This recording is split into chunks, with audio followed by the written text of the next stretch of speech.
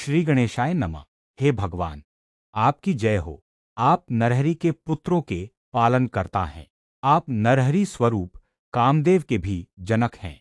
आपने अनंत अवतार धारण करके अपनी महिमा प्रकट की है। अब आगे इस ग्रंथ का रसपूर्ण वर्णन करता हूँ। पिछले अध्याय में बताया गया कि मच्छिंद्रनाथ स्त्री राज्य में गए। उसके बाद जालिंदर का जन्म हुआ। वे श्रेष्ठ यज्ञकुंड से प्रकट हुए। फिर पश्चाताप करके पर्वत की गुफा में चले गए। वहां अग्निदेव ज्वालामाला के समान प्रकट हुए।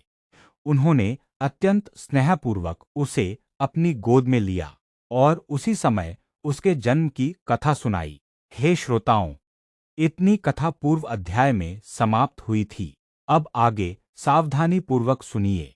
श्रवण करने योग्य अगली कथा का वर्णन करता हूं। फिर द्विमुख महाराज दत्तात्रेय ने उसके समस्त जन्म की कथा कहकर पूछा, बेटा, अब तुम्हारे मन में कौन सी इच्छा है, बताओ। जालिंदर ने कहा, हे महाराज, मेरा मन किसी कामना से रहित है। फिर भी लोकहित का एक रहस्य है जिसे आप भली भांति जानते हैं। हे तात, यह दुर्लभ मनुष्य शरीर प्राप्त हुआ है। यदि इसका जीवन मेरे हाथों से सार्थक न हुआ तो यह व्यर्थ ही आकर चला जाएगा। ऐसा न होने दें, हे महाराज।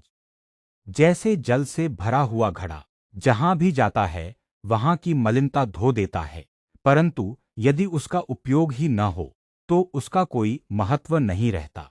उसी प्रकार व्यर्थ जन्म लेना और मर जाना, या लोहार की धौंकनी का केवल हवा भरना, या बैल पर ग्रंथ लादकर ढोना, इन सबका कोई वास्तविक लाभ नहीं होता। इसलिए अब सुनिए, हे तात, ऐसी पूर्ण कथा प्रकट कीजिए जिससे तीनों लोकों मेरा प्रभाव स्थापित हो और मैं चिरंजीवी बन जाऊं। लोग कहते रहें कि जालिंदर जन्मा था, परंतु किसी ने यह न सुना हो कि वह मर गया। ऐसा मेरे शरीर के साथ हो। हे तात, यही कृपा कीजिए।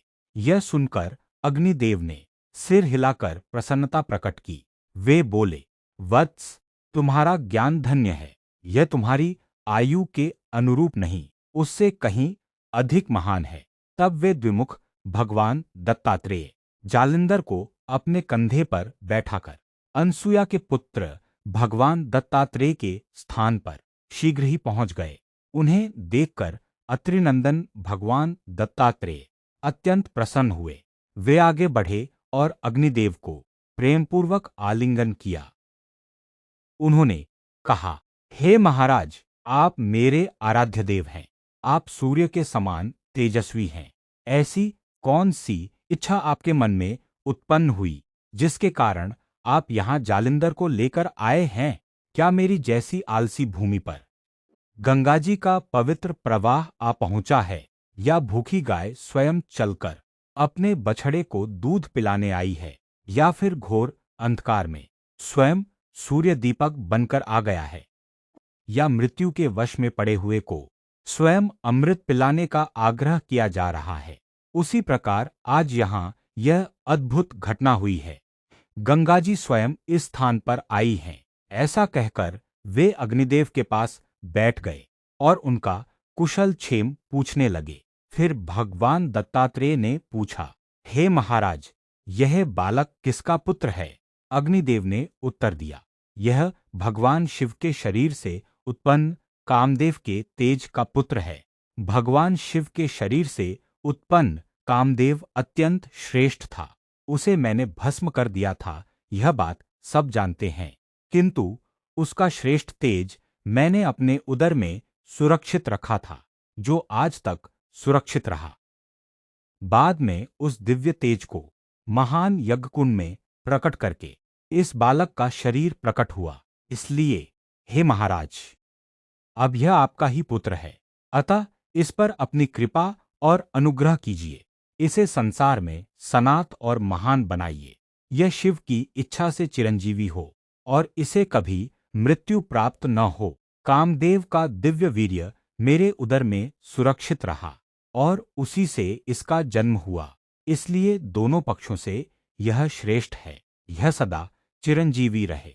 जैसे किसी को अमृत प्राप्त हो जाए, और फिर उसे संजीवनी का भी सहारा मिल जाए, तो वह रोगरहित होकर यमलोक तक भी निर्भय पहुंच सकता है। या जैसे घी और शक्कर का मिलन हो जाए, तो कौन उसे कड़वा कहेगा? या जैसे चंद्रमा और सूर्य एक साथ हों, तो प्रकाश की कोई कमी नहीं रहती। उसी प्रकार शिव का तेज और मेरा उदर एक हो गए। उन दोनों के संयोग से नारायण का दिव्य स्वरूप अंतरिक्ष में विचरण करने लगा। अब इससे भी आगे सुनिए। जब मैंने स्वयं इसके यज्ञोपवीत संस्कार मौंजी बंधन कराए, तब इसका जो महान महात्म्य प्रकट हुआ, उसका संसार में वर्णन करना कठिन है। मानो शुद्ध स्वर्ण के वस्त्र धारण की हुई दासी हो, जिसके कानों में स्वर्ण के सुंदर कुंडल हों और जो नवरत्नों से जड़े हुए आभूषणों से सुशोभित हो। ऐसी शोभा का वर्णन कौन कर सकता है? या जैसे मलय पर्वत का दिव्य चंदन हो, जिसमें कस्तूरी की सुगंध मिली हो और उस पर सुंदर श्रृंगार किया गया हो, तो ऐसी उत्तम उबटन को कौन ग्रहण न करना चाहेगा? इसलिए हे तपस्वियों में श्रेष्ठ, ऐसी ही घटनाएं घटित हुईं। अब अपने वरदायी हाथ से इसे आशीर्वाद दीजिए, ताकि जालिंदर पृथ्वी पर कीर्ति सूर्य के समान प्रसिद्ध हो जाए। अग्निदेव के ये मधुर और अमृतमय वचन मानो अमृत की वर्षा करने लगे। उन्हें सुनकर जालिंदर का चातक समान मन पूर्णतः तृप्त हो गया। तब भगवान दत्तात्रेय बोले, हे महाराज, मैं अभी आपकी इच्छा पूर्ण करूंगा, परंतु यह बालक 12 वर्ष तक मेरे पास ही रहेगा। यह सुनकर अग्निदेव ने कहा, ऐसा ही अवश्य हो, यह आपके संरक्षण में ही रहे, किंतु मेरी आंखों के सामने आप इसका पालन करें और इसे वरदान दें।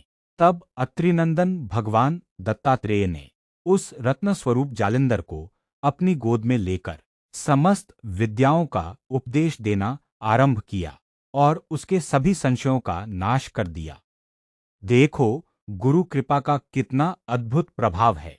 जैसे ही उनके वरदहस्त का स्पर्श उसके मस्तक पर हुआ और उसके कानों में मंत्रों का उपदेश दिया गया, वैसे ही उसके अज्ञान रूपी अंधकार का पूर्णतः नाश हो गया।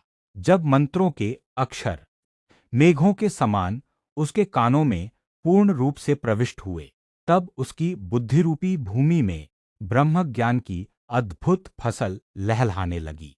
उसी क्षण उसे यह अनुपम अनुभव हुआ कि चर और अचर, स्थावर और जंगम, समस्त सृष्टि एक ही सनातन ब्रह्म का स्वरूप है। इस प्रकार उसे ब्रह्म प्राप्ति हुई। ऐसा स्वतंत्र आत्मज्ञान प्राप्त होने पर जालिंदर ने भगवान दत्तात्रेय को प्रणाम किया। तब अग्निदेव वैश्वानर अदृश्य होकर वहां से चले गए। इसके बाद भगवान दत्तात्रेय और जालिंदर पर्वत की गुफा में रहने लगे। वहां प्रेम पूर्वक अभ्यास करते हुए उन्होंने दृश्य और अदृश्य सभी रहस्यों का ज्ञान प्राप्त किया। इसके बाद भगवान दत्तात्रेय प्रतिदिन जालिंदर को साथ लेकर पृथ्वी पर भ्रमण करते, भागीरथी गंगाजी में स्नान करते और फिर भगवान विश्वेश्वर काशी विश्वनाथ को प्रणाम करते। वहां से वे पांचालेश्वर में भोजन करते, कोल्हापुर में भिक्षा ग्रहण करते और माहूरगढ़, जिसे मातापुरी भी कहा जाता है, वहां विश्राम करते। इस प्रकार 12 वर्षों तक उन्होंने जालिंदर को अनेक दिव्य अस्त्र शस्त्रों और समस्त विद्याओं का ज्ञान दिया। उसे पूर्णतः समर्थ और निपुण बनाकर विद्या का अथाह भंडार प्रदान किया। जालिंदर की गुरु सेवा और समर्पण देखकर भगवान दत्तात्रेय का मन बार बार प्रसन्न होता। समस्त विद्याओं के रत्न उन्होंने उसके लिए आभूषण के समान प्रदान किए। उन्होंने वातास्त्र, जलदास्त्र, अग्न्यास्त्र, धूमास्त्र, वाताकर्षण अस्त्र, कामास्त्र और पर्वतास्त्र का उपदेश दिया। फिर वज्रास्त्र, वासव शक्ति, नागास्त्र, प्राणाहुति विद्या, खड्गेंद्रास्त्र, प्रताप शक्ति और मोहनास्त्र भी सिखाए। निर्वाणास्त्र, संजीवनी विद्या, रुद्रास्त्र, प्रलयाग्नि अस्त्र, वैराग्य उत्पन्न करने वाला अस्त्र तथा मोहनास्त्र का भी ज्ञान कराया। दानवास्त्र, देवास्त्र, कालास्त्र और यमादि को वश में करने वाले अस्त्र, श्रेष्ठ स्तवनास्त्र तथा ऐसी दिव्य शक्तियां सिखाईं जिनसे ब्रह्मांड तक को जीतना संभव हो। कार्तिकास्त्र, ब्रह्मास्त्र, विभक्तास्त्र, जारणास्त्र, शापास्त्र, मरणास्त्र और विभिन्न प्रकार के शरास्त्र भी सिखाए। इस प्रकार 12 वर्षों में नाथ ने जालंधर को सभी विद्याओं में पूर्ण प्रवीण बना दिया। आयु, भविष्य, गमन तथा अन्य सभी रहस्यमयी विद्याओं का भी उसे संपूर्ण ज्ञान प्रदान किया। रसायन विद्या तथा समस्त रसायन शास्त्र में, वेद, व्याकरण और अन्य शास्त्रों में, नाटक तथा संगीत के सार और स्वरों में वह इतना निपुण हुआ कि गंधर्व भी उसके सामने लज्जित हो जाएं। ज्योतिष, धनुर्विद्या, बाण चलाने की कला, कोकशास्त्र में भी वह प्रवीण हुआ। कामशास्त्र के गूढ़ गुणों को भी उसने शास्त्रों के आधार पर भली भांति जान लिया। जल में तैरने की कला, चातुर्यपूर्ण काव्यरचना, वैदिक ज्ञान, रत्नों की पहचान तथा ब्रह्म ज्ञान आदि सभी विषयों में वह निपुण हुआ। जैसा बोलता था वैसा ही आचरण भी करता था। इस प्रकार वह समस्त कलाओं में कुशल और श्रेष्ठ विद्याओं का पूर्ण भंडार बन गया। सभी प्रकार की परीक्षाओं में उत्तीर्ण होकर उसने संसार में अपनी कीर्ति फैलाई। जब इस प्रकार उसकी सारी विद्याएं पूर्ण हुईं, तब आगे देवताओं की आराधना करके उनसे वर प्राप्त करने के उद्देश्य से जालिंदर वहां से चल पड़ा। तब वैश्वानर ने उसे साथ लेकर आगे बढ़ाया और स्वयं उसके मार्गदर्शक बने। जालिंदर को प्रत्यक्ष अपने साथ लेकर उन्होंने उसे समस्त श्रेष्ठ विद्याओं का परिचय कराया। उसकी अपार विद्या रूपी संपदा देखकर द्विमूर्धन ने आदरपूर्वक सिर झुकाया और बार बार कहने लगा, धन्य हैं अत्रि के पुत्र। इसके बाद अत्रिपुत्र ने कहा, हे महाराज सुनिए, अब जालिंदर नाथ सभी श्रेष्ठ विद्याओं में पूर्ण सिद्ध हो चुके हैं, किंतु एक कार्य अभी शेष है। देवताओं की आराधना करके उन्हें प्रसन्न करना चाहिए, जिससे वे वरदान प्रदान करें। इसलिए इन्हें सभी देवताओं के पास ले जाकर उनका दर्शन कराइए। वे इनका स्वीकार करें, इन्हें पूर्ण आशीर्वाद दें और अपने समीप स्थान प्रदान करें, हे महाराज। तब वैश्वानर ने कहा, ऐसा ही होगा। यह कहकर उन्होंने जालिंदर को अपने कंधे पर बैठाया और तीनों लोकों में घूम घूम कर समस्त देवताओं से उनका परिचय कराया। उन सभी स्थानों और देवताओं के नाम यदि विस्तार से कहने लगूं, तो हे महाराज, केवल उसी वर्णन से यह ग्रंथ अत्यंत विस्तृत हो जाएगा। पूर्व में मच्छिंद्रनाथ के प्रसंग में जिन जिन देवस्थानों और देवताओं का वर्णन किया गया था, नागपर्ण, अश्वत्थधाम और सूर्यकुंड आदि, उन्हीं सबका उपदेश भी उसे कराया गया। मच्छिंद्रनाथ ने जिन जिन स्थानों की यात्रा की थी और जिन जिन देवताओं को प्रसन्न किया था, उन सब का परिचय द्विमूर्धन ने जालिंदर को कराया और वरदान प्राप्त कराने के लिए उन्हें प्रस्तुत किया। 52 वीर, जल देवता तथा पाताल लोक के समस्त अधिपतियों के सम्मुख भी उसने श्रद्धापूर्वक प्रणाम किया और उनसे वरदान की प्रार्थना की। किंतु उन देवताओं ने उसे वरदान देते हुए कहा, तुम पूर्ण तपस्या करो, उसी के द्वारा तुम्हें समस्त सिद्धियां प्राप्त होंगी। यह सुनकर द्विमूर्धन उसे बद्रिकावन ले गया। वहां उसने 12 वर्षों का कठोर नियम धारण कर तपस्या आरंभ की। उसने लोहे के कांटों पर केवल पैरों के अंगूठों के बल खड़े होकर तप किया, वायु को ही आहार बनाकर जीवन धारण किया और मुख से निरंतर राम नाम का जप करते हुए अपनी दृष्टि ब्रह्म में स्थिर कर दी। उसकी ऐसी अद्भुत तपस्या देखकर सभी देवता अत्यंत प्रसन्न हुए। वे अपने अपने वाहनों पर आरूढ़ होकर उसके समीप आए। ब्रह्मा, विष्णु, महेश तथा असंख्य अन्य देवता वहां उपस्थित हुए। उन्होंने उसकी तपस्या स्वीकार कर उसे आशीर्वाद दिया और फिर अपने अपने लोकों को लौट गए। बद्रिकाश्रम में स्वयं बद्रीनाथ ने उन दोनों पुत्रों को अपने समीप 3 रात्रियों तक रखा और उनका आदरपूर्वक सत्कार किया। फिर उन्होंने भविष्य की कथा कहते हुए कहा, हे पंचानन, सत्यलोक अर्थात ब्रह्मलोक में एक अद्भुत घटना घटित हुई थी। ब्रह्मा की पुत्री सरस्वती ने 12 वर्षों तक अपनी दिव्य मूर्ति को अत्यंत मनोहर श्रृंगार से अलंकृत किया, जिसका मुख देखते ही ऐसा प्रतीत होता था मानो पूर्णिमा का चंद्रमा सामने उदित हो गया हो। उसके घुंघराले केश आकाश में छाए हुए काले मेघों के समान शोभायमान थे। उस दिव्य युवती का संपूर्ण श्रृंगार स्वर्ण और मोतियों से अलंकृत था। वे मोती ऐसे प्रतीत होते थे मानो आकाश के नक्षत्र ही उसके आभूषण बन गए हों। वह अनगिनत रत्नों से विभूषित थी। उसके समस्त आभूषण अत्यंत मनोहर और तेजस्वी थे। तीनों लोकों में उसके रत्नों की शोभा नक्षत्रों के समान चमक रही थी। उसने कंचुकी धारण की हुई थी। उसके भीतर उसके उन्नत वक्ष चंद्रमा के समान गोल और सुडौल प्रतीत होते थे। वे उसके हृदय प्रदेश की शोभा बढ़ाते थे और वस्त्र का आंचल उनकी मर्यादा को सुशोभित कर रहा था।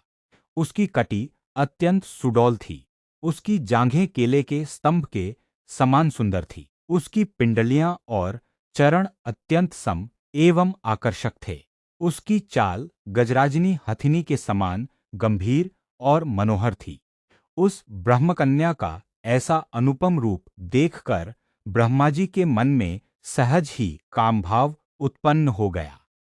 उसी क्षण परमेष्ठी ब्रह्मा की बुद्धि पर कामदेव का प्रभाव छा गया। काम के प्रबल वेग से वे उन्मत्त हो गए और उस कुमारिका की ओर आकर्षित होकर दौड़ पड़े। उसी अवस्था में उनके वीर्य का स्खलन हो गया। उसी समय प्रबल वायु के वेग से वह वीर्य बिंदु पृथ्वी की ओर गिरा। परंतु हिमालय पर्वत पर एक विशाल दिग्गज दिव्य हाथी निद्रावस्था में पड़ा हुआ था। वह बिंदु उस दिग्गज के कान के छिद्र में जाकर गिरा। उस वीर्य में प्रबुद्ध नारायण का दिव्य जीवभाव प्रवेश कर गया। बहुत समय तक वह उसी के भीतर स्थित रहा।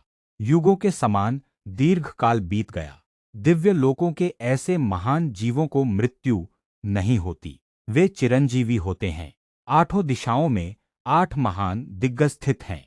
हे महाराज, उनमें से एक अत्यंत तेजस्वी और दिव्य प्रभाव वाला यह गजराज था। उसी दिग्गज के कर्ण विवर में प्रबुद्ध नारायण अवतार धारण करने के लिए दिव्य देह सहित विराजमान थे। वह बालक उगते हुए सूर्य के समान तेजस्वी था। उसे अपनी आंखों से देखकर जालिंदर को अपना शिष्य बनाना चाहिए और फिर उसे पृथ्वी पर प्रसिद्ध करना चाहिए। उसका प्राकट्य कान से हुआ था, इसलिए उसका नाम कानिफा रखा गया। शिव जी के ये वचन सुनकर वैश्वानर बोले, हे महाराज, आपकी यह लीला अत्यंत अद्भुत है, किंतु उस विशाल हाथी को कैसे चीरकर उस बालक को बाहर निकाला जाए? कृपया हमें इसका उपाय बताइए। जैसे आपने यह कथा सुनाई है, वैसे ही उसे प्रत्यक्ष दिखाइए। जैसे सूर्य ने जयद्रथ के प्रसंग में अपना तेज प्रकट किया था, वैसे ही यह दृश्य भी हमें प्रत्यक्ष देखने को मिले, हे महाराज। यह अत्यंत उत्तम होगा। पृथ्वी पर मेरा यह बालक अकेला है। उसके लिए यदि कोई समर्थ रक्षक भी तैयार हो जाए, तो यह आपके महान अनुग्रह के समान होगा, हे महाराज। तब शिवजी ने कृपा करके कहा, अब तुम्हें उस गजराज का स्थान दिखाता हूं। ऐसा कहकर उमा के पति भगवान शंकर त्रिदेवों के साथ वहां चल पड़े। उन तीनों का दिव्य तेज इतना अद्भुत था कि वह समस्त दिशाओं को प्रकाशित करता हुआ आकाश में फैल गया। ऐसा प्रतीत होता था मानो सूर्य और चंद्र के तेज के मध्य तीसरे रूप में अग्नि स्वयं प्रज्वलित हो रही हो। ऐसा लगता था मानो एक ओर रुद्र हों, दूसरी ओर विष्णु और तीसरे कमल से उत्पन्न ब्रह्मा प्रकट हुए हों। अथवा जैसे चंद्रमा, मंदराचल और महान पर्वत एक साथ शोभायमान हों। या ऐसा प्रतीत होता था मानो शुक्राचार्य और बृहस्पति के साथ कच्छ भी उपस्थित हों, अथवा अमृत प्रदान करने वाली संजीवनी विद्या स्वयं तीसरे रूप में प्रकट हो गई हो। या जैसे एक ओर पारस हो, दूसरी ओर चिंतामणि और तीसरी ओर प्रताप की खान स्वयं चलकर आ रही हो। इस प्रकार वह त्रिदेवों का दिव्य समूह हिमालय में प्रवेश कर गया।